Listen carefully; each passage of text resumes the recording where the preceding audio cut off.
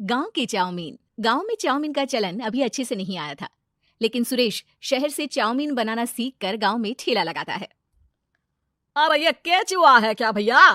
कैसे खाया जाता है? अरे नहीं नहीं, ये चाउमीन है। चाउमीन शहर में खाया जाता है। कितने की दे रहे हो सुरेश? 10 रुपए की प्लेट भरकर। तभी वहां शहर से पढ़ा एक लड़का आता है। जरा एक प्लेट चाउमीन तो देना। सुरेश उसे चाउमीन देता है।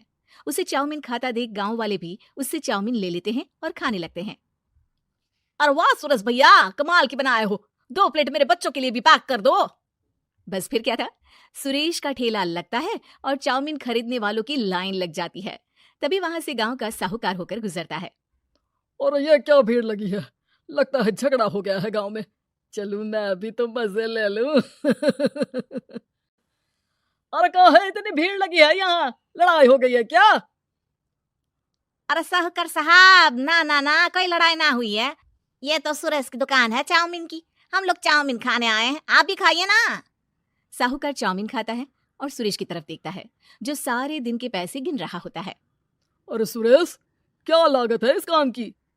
अरे साहूकार जी, आप अब आए हैं तो ये पूरे 10,000 रुपए ले जाइए, जो पिछले साल शहर जाने से पहले आपसे लिए थे ना। लागत तो क्या कहे, जो आपने दिया था उसी में सीखा भी है और दुकान भी खोल ली। अरे पैसे इतने जल्दी क्या जरूरत थी? कैसे जरूरत नहीं थी साहूकार जी, इतना मोटा ब्याज कहाँ से भरते। साहूकार को अब सुरेश की दुकान को हड़पने की लालच आ जाती है। नाना करते ये सारे दिन में 500 रुपए कमा ही लेता है। अरे गांव में ये ऐसे ही कमाता रहा तो कहीं ब्याज का काम ना शुरू कर दे। अरे भैया, कोई ना कोई जुगाड़ तो करना पड़ेगा। अब साहूकार घर आ जाता है और अपनी बीवी को सारी बात बताता है। हाँ जी, ये तो मैंने भी सुना है कि सुरेश के हाथ की चाउमीन नहीं खाई तो कुछ नहीं खाया। अरे हाँ हाँ, सही ही कहते हैं। मैं अभी खा कर ही आ रहा हूँ। अरे भाग्यवान, कितना अच्छा हो ना अगर वो पैसा हम लोगों को मिल जाए। क्यों? हैं? हाँ, वो तो है, लेकिन कैसे? हम लोगों को तो चाउमीन बनाना आता ही नहीं है। साहूकार और उसकी बीवी अब रोज चुपके से सुरेश के घर जाते हैं और खिड़की से उसे चाउमीन बनाते देखते। अब क्या था, दोनों को चाउमीन बनाना आ जाता है। फिर एक रोज, और सुरेंद्र, तुझे साहूकारनी ने बुलाया था। बोल रही थी कि बेटे के जन्मदिन में 10 किलो चाउमीन का ऑर्डर देना है। बना दोगे ना? अरे हाँ हाँ साहूकार जी, मैं जरूर बना दूंगा। कब देना है घर में 10 किलो चाउमीन? अरे वो तो तू घर आकर बता कर लेना, मैं नहीं बता पाऊंगा। ठीक है, शाम को काम निपटा कर आ जाता हूँ। सुरेश साहूकार के घर जाता है, लेकिन वहां मियाँ बीवी मिलकर उसे बंधक बना लेते हैं। अरे मुझे क्यों बांध रखा है? मुझे छोड़ दो। आज से तेरा ठेला मैं लगाऊंगा और बहुत सारे पैसे कमाऊंगा। साहूकार एक आदमी को सुरेश की निगरानी में लगा देता है और वहां से चला जाता है। अगले दिन, अरे साहूकार जी, आप कब से चाउमीन बेचने लगे? और अपना ये सुरेश कहाँ गया? अरे वो तो शहर गया है, उसका कोई काम निकल आया था। बोल रहा था कि जब तक वो ना आए तब तक मैं ही उसके ठेले का काम कर दूं। पैसे भी तो बहुत उधार ले रखे थे उसने। लगता है कर्जा भरने के डर से भाग गया है। अरे पर वो तो बोल रहा था कि उसने सारा कर्जा उतार दिया है। और वो क्यों भागेगा? इतना तो कमा रहा था। अरे मुझे क्या पता। अरे चाउमीन खाना है तो बोलो, नहीं तो भागो यहाँ से। अरे हाँ हाँ, दे दो दे दो। अब तो चाउमीन खाना पूरे गांव के लोगों के लिए आदत ही बन गया है। ना खाओ तो नींद ना आए। हाँ हाँ, तो लो और निकालो 50 रुपए। 50 रुपए क्यों? सुरेंद्र तो 10 रुपए में देता था। अरे वो पागल था, मैं थोड़ी ना हूँ।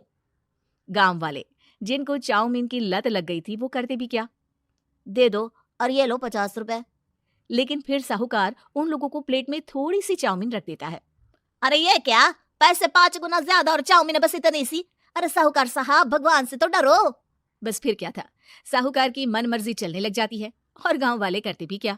एक रोज, मुझे तो लगता है कि सुरेश को साहूकार ने मार डाला होगा, क्योंकि उसका काम इतना अच्छा चल रहा था। फिर वो क्यों जाता, और वो भी साहूकार के हवाले दुकान करके?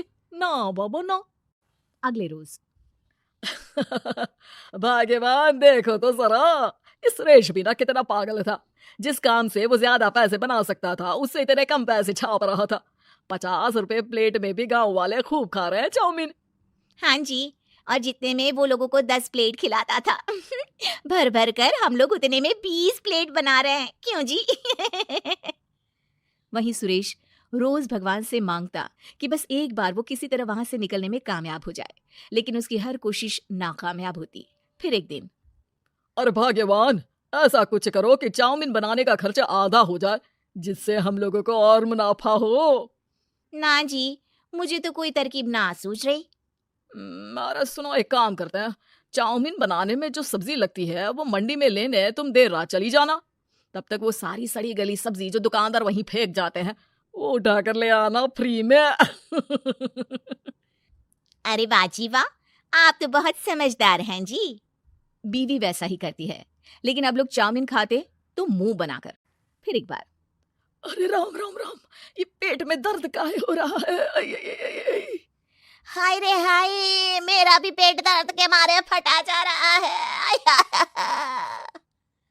सभी को शक हो जाता है कि उन लोगों को चाउमीन खाने से ही ये बीमारी हो गई है। वहीं दूसरी तरफ जो आदमी सुरेश की निगरानी कर रहा था वो सो रहा होता है और मौका देखकर सुरेश वहां से भाग जाता है। सुरेश गांव वालों के पास जाकर उन्हें सब कुछ बता देता है। बस अब क्या था, साहूकार के घर पुलिस पहुंच जाती है। चलो, तुमने गांव के लोगों को खराब सब्जी वाली चाउमीन खिलाकर बीमार किया और सुरेश को बंधक बनाया। तुम्हें इसीलिए हम गिरफ्तार कर रहे हैं। साहूकार को पुलिस ले जाती है और फिर अगले दिन से सुरेश का ठेला गांव के बाजार में लग जाता है, जहां अब पहले से ज्यादा भीड़ होती है।